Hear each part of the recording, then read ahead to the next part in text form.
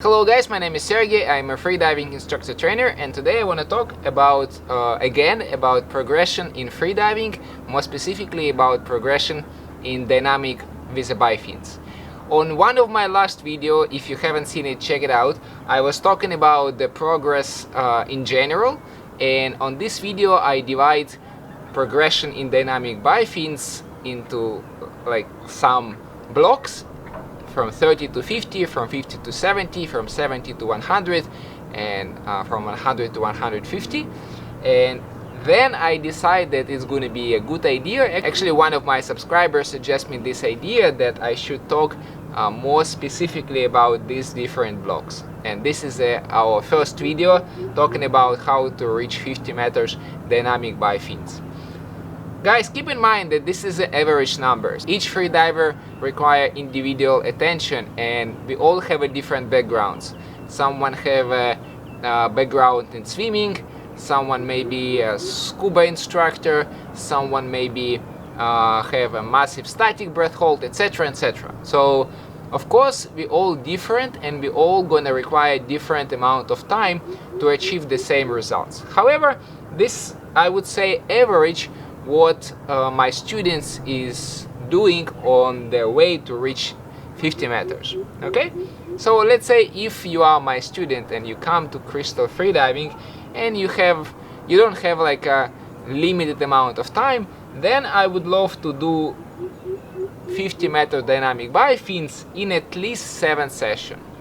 Maybe more, maybe slightly less, but let's say this is on average. So on first session, let's say, by the way, you already done the first level, you already done PADI Freediver level 1 or any other level 1 freediving courses, and then let's say on your first level, like typically people do somewhere around 30 meters, sometimes 35, sometimes 25, sometimes 40. Minimum requirement is 25 meters on our course. And then they want to progress, they stay longer with us, and let's say we have a 7 session to, let's say, reach 50 meters.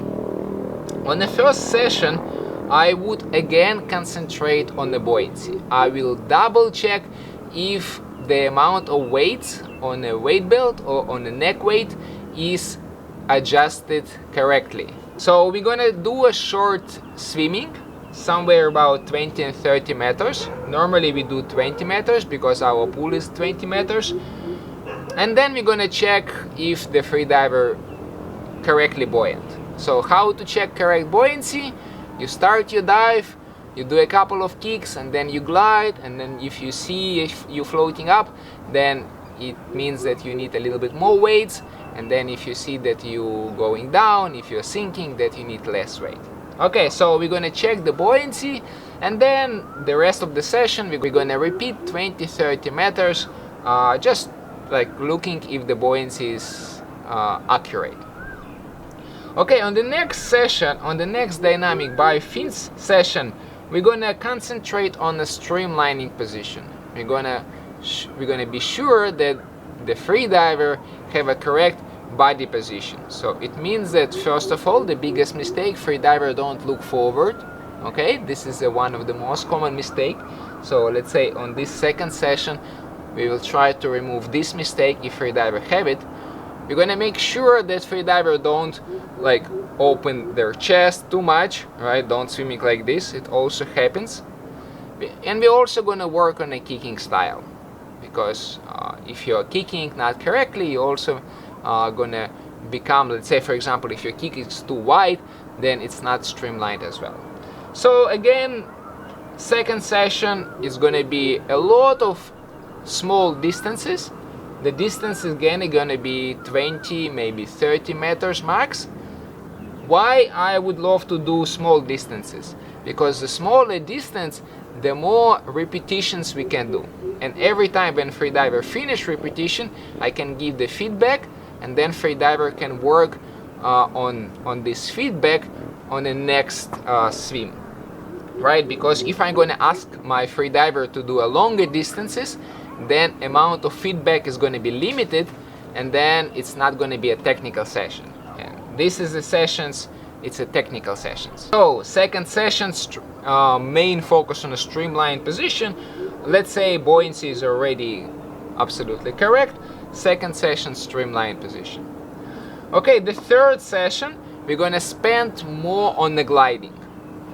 Even if someone have a swimming experience, sometimes it's not that natural for freediver, for a beginner freediver, to glide, let's say, between kicks. Even if you ask freediver, okay, now let's try to glide more.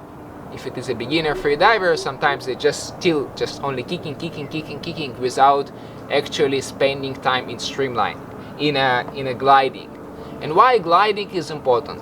Because if you're gonna glide at least a little bit between your kicks, then you're gonna cover the same distance with a less amount of kicks. And less amount of kicks you're gonna do, obviously you're gonna save more energy, obviously you're gonna save more oxygen, you're gonna produce less carbon dioxide, your urge to breathe is gonna start later, etc, etc. So the gliding is really important in this technique.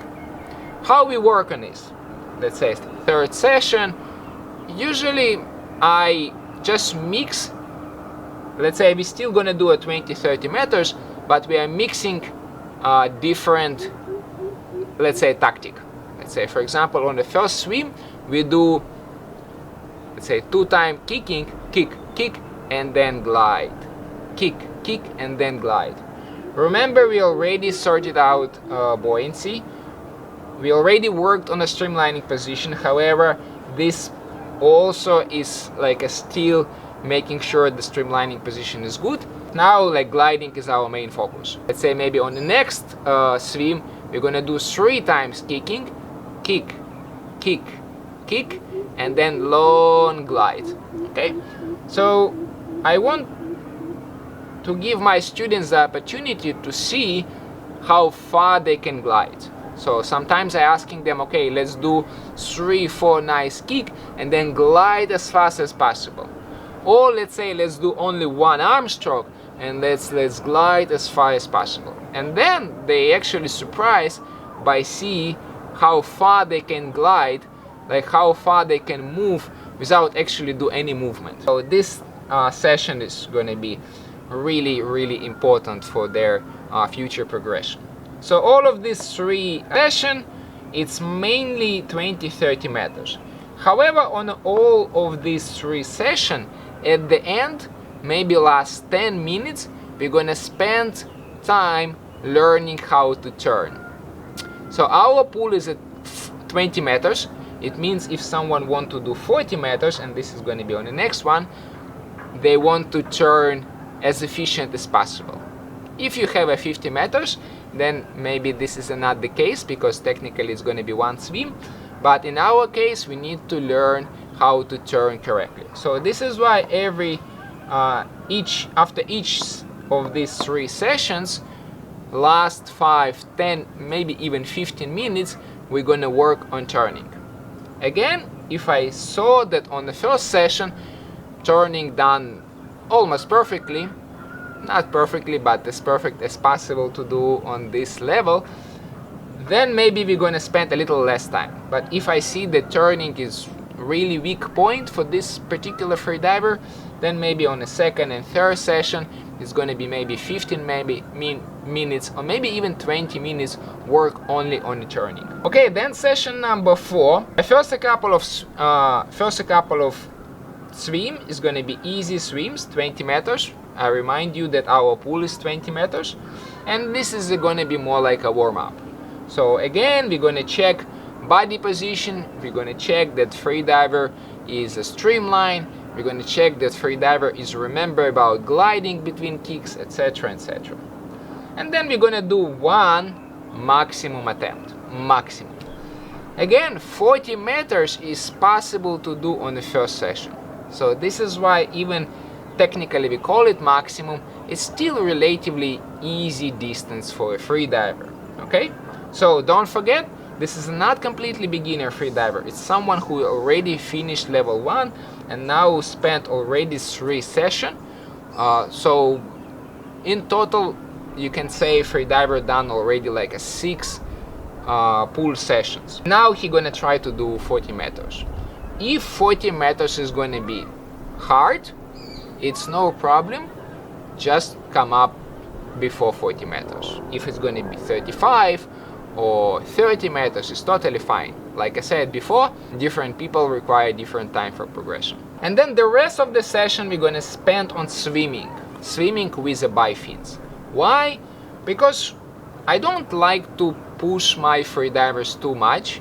I don't like them to do a lot of breath hold work before their technique becoming quite good. So this is why I like to do like a few breath holds. As you can see here, it's going to be only 3 breath holds, 2 easy, 1 slightly more difficult.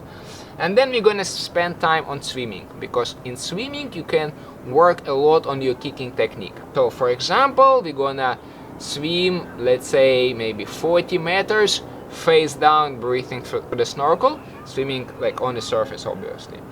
Then maybe 40 meters we're gonna swim on the back, working on the kicking again.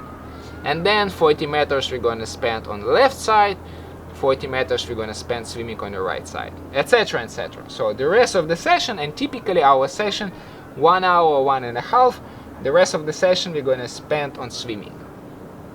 Okay, session number 5, same warm-up, still working on the gliding, still working on the streamlining. It's not that easy skill how some people can think about. I saw some freediver who can do 100 meters and they still not streamline. Their buoyancy is still not correct. So this is why I take it serious, and I suggest my students, especially on the beginner level, every time starts with a like easy warm-up, not to actually warm themselves up. This is also the reason, but main reason is just like work a little bit on the technique. And then they're gonna do a couple of times 40 meters. You see, they done 40 meters once, now they're gonna do it a couple of times. So they're gonna do it a couple of times, just increase their confidence. Remember on my last video I was talking about little mental trick. It is when freediver think about maximum distance too much, then he can become nervous. So this is why again here we're using this trick, and let's say I'm suggesting my freediver keep in mind that let's say you're gonna do it only 30 meters, and only if after 30 meters you feel still fresh, then you can kick a few more times and then reach 40 meters. The rest between these attempts, the rest between 40 meters is going to be enough to complete recover. So maybe it's 3 minutes, maybe it's 5 minutes, depends on the freediver. And then again we're going to finish the session with a lot of swimming, still working on the technique. Session number 6. Same, but now we're going to try to do 40 meters 3 times. Okay? So like I said previously, it's going to be a lot of rest between sessions. So based on how my divers turning, are they turning correctly at this point, or maybe still their turning is not how I would love them to turn, that maybe instead of swimming we're going to work on a turning still. So we stand in front of the wall and then we do turn, come up, turn, come up, turn, come up as many times as possible. Here we're working on the weakest point. If it is a kicking, we work on a kicking. If it is a turning, we want on a turning. If it's still not good streamlining or maybe still lack of gliding, we're gonna work on that. Then only on the session number 7, we're gonna try to do 50 meters. Again, we're gonna use the mental technique which I described in the previous video. When we're not focusing on a big number, we're focusing like on the technique. And also in our mind, we have a minimum goal. When we reach this minimum goal, we are winner. The session was successful. And then the personal best, which is a 50 meters, only as a bonus. So guys, again, one more time, this is not suggestion for all of you, that all of you supposed to follow this 7 sessions program. No, some of you maybe have already some background, maybe really good swimming skills, maybe really good static skills, etc, etc. Or maybe someone really horrible at swimming. So in this case they need to do not 7 but maybe 10 session or 17 session. We all different. So this is on average how my freediver reach 50 meters in an easy way. Some people can ask, can you do it faster? Yes, you can do it faster, but I'm strongly against it. Because here is really important steps for you guys. It's a step when you're gonna learn the technique, and the technique is gonna help you to reach bigger numbers in the future. Okay guys, hopefully this video was helpful for you. Next time we're gonna speak about how to reach 70 meters. So if this video was helpful, the next video is gonna be helpful as well. Don't forget to click the like button. If you haven't subscribed yet, do it now, and I will see you next time.